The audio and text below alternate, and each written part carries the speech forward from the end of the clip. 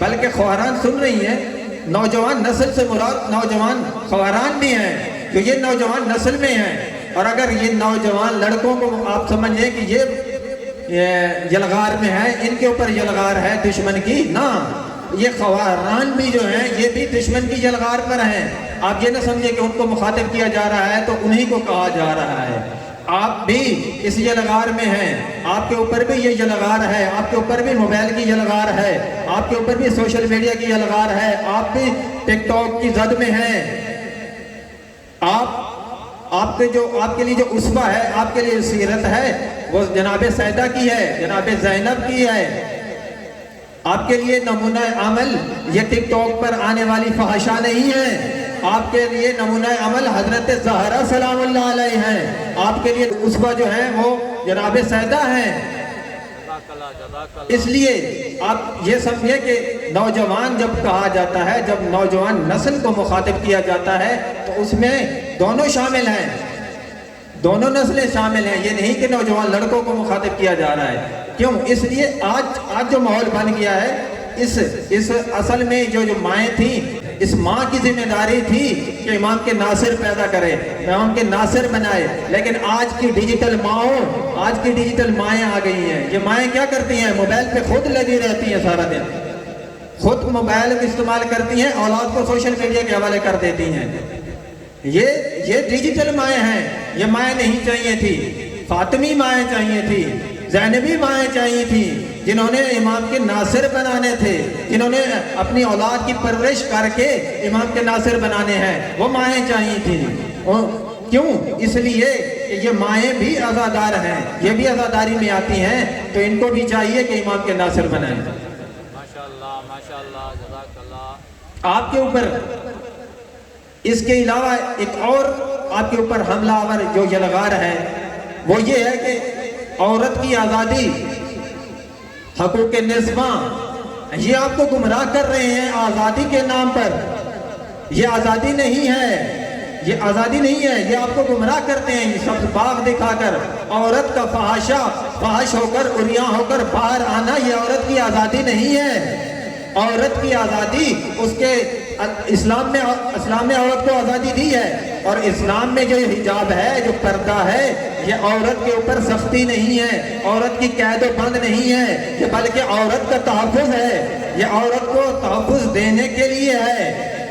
اب خود دیکھیں کہ ایک فحاشا اگر عریاں ہو کر باہر آتی ہے، اور یہ جو درندے، یہ جو ہوس کے پیروکار چوکوں پہ بیٹھے ہوتے ہیں، یہ ان کی نظریں کس طرح ان کو دیکھتی ہیں، اور ایک باحجاب عورت، باوقار خواہر جو باہر آتی ہے تو وہ خود کو محفوظ سمجھتی ہے۔ کہ پردے کا مقصد عورت کو محفوظ کرنا تھا، نہ کہ عورت کے اوپر یہ سختی تھی، پابندی تھی۔ یہ عورت کا تحفظ ہے، اور عورت، ہر انسان کو یہ حق حاصل ہے کہ وہ اپنا تحفظ کرے۔ یہ ایک عقلی بات ہے کہ ہر انسان اپنا تحفظ چاہتا ہے۔ اب عورت کو بھی اپنا تحفظ چاہیے، کیونکہ یہ معاشرہ فاسد ہے۔ آج نفسیانی خواہشات اتنی زیادہ بڑھا دی گئی ہیں، یہ فحش ویب سائٹوں نے اتنی ہوسرانی عام کر دی ہے۔ اب آئے دن یہ باتیں سنتے رہتے ہیں میڈیا پر، زیادتیوں کے، چھوٹی چھوٹی بچوں کے ساتھ زیادتی۔ یہ کیوں ہو رہی ہے؟ اس لیے ہو رہی ہے کہ عورت نے اپنے آپ کو عریاں کر دیا ہے۔ یہ کس لیے عریاں ہو کے باہر آتی ہے؟ کس کو دکھانے آتی ہے؟ اس کا مقصد کیا ہے کہ میں کس کو دکھانے جا رہی ہوں؟ جب خود عریاں ہو کے باہر آئے گی تو دیکھنے والی نظریں کیا جھک جائیں گی؟ ایک بھڑکیلے کپڑے پہن کر باہر آنا یعنی کیا مقصد ہے؟ یعنی کسی کو جاذب کرنا، کسی کے لیے اٹریکشن پیدا کرنا، یعنی وہ مجھے دیکھے۔ جب آپ فیشن کر کے باہر آئیں گی تو وہ آپ کو دیکھے گا، پھر دیکھنے سے پھر آپ کو پھر شکوہ بھی ہے۔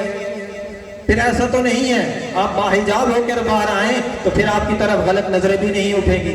ایسا کم ہی ہوتا ہے کہ ایک باحجاب عورت اگر جا رہی ہے تو اتنا کوئی گھٹیا بہت کم ہوتا ہے کہ جو اس کے اوپر غلط نظر ڈالتا ہے۔ غلط نظر ہمیشہ اسی کے اوپر ڈالی جاتی ہے جو عریاں ہو کے باہر آتی ہے۔ اس لیے خواہران کے لیے بھی یہ پیغام ہے کہ آپ کا اسوہ، آپ کے لیے اسوہ بھی جناب سیدہ ہیں، آپ کا اسوہ بھی زینب ہیں۔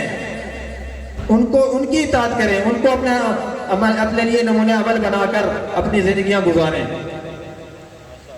ماشاءاللہ ماشاءاللہ صلوات پڑھیں۔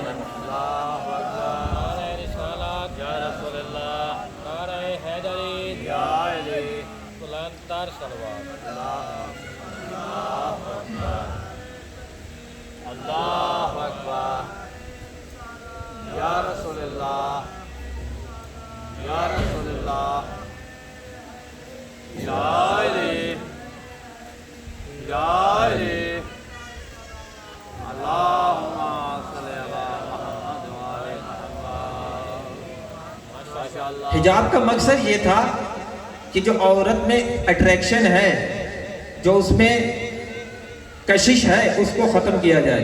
अब बाज़ ख़वारान इस तरह का हिजाब करती हैं कि पहले से भी ज़्यादा नुमाया हो जाती हैं।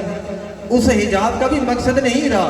असल में हिजाब का फलसफा है, हिजाब का मकसद है कि औरत के अट्रैक्शन को ख़त्म कर दिया जाए, यानी ना महरम उसकी तरफ जाज़िब ना हो, उसकी तरफ मुतवज्जे ना हो। यानी क्यों कहा गया है कि अपने इस तरह ना चले कि ना महरम आपकी तरफ मुतवज्जे हो, ऐसी खुशबू लगाकर बाहर न निकले कि ना महरम आपकी तरफ मुतवज्जे हो। वो खुशबू ना महरम को जज्ब कर ले, उसकी तवज्जो आपकी तरफ हो जाए, ऐसी खुशबू ना लगा कर निकले। इसलिए हिजाब का भी यही मकसद है कि जो आप में कशिश है, जो अट्रैक्शन है, वो अट्रैक्शन खत्म हो जाए ताकि ना महरम आपकी तरफ मुतवज्जे ना हो। इसलिए कहा गया कि पटक कर भी ना चले ताकि ना महरम आपकी तरफ मुतवज्जे ना हो, बावकार तरीके से चल कर जाएं अगर बाहर आना है तो। ये हिजाब का फलसफा था, ये हिजाब का मकसद था।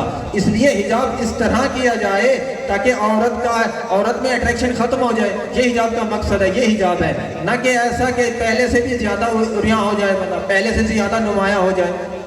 माशाअल्लाह माशाअल्लाह। सलवात पढ़े मोहम्मद वाले। अल्लाहुम्मा सल्ली अला मुहम्मद व आलि मुहम्मद।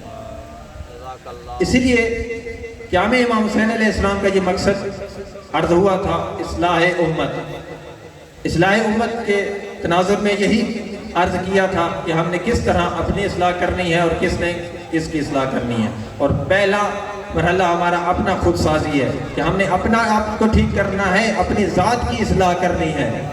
पहला मरहला मेरे लिए अगर मैं आज़ादार खुद को कहता हूँ तो मैं आज़ादार अगर हूँ, इस अशरे में आया हूँ और आज़ादार हूँ, तो सबसे पहले इस अशरे का मेरे ऊपर ये असर हो कि मेरी ज़ात में तब्दीली आए, मैं खुद बदल जाऊँ।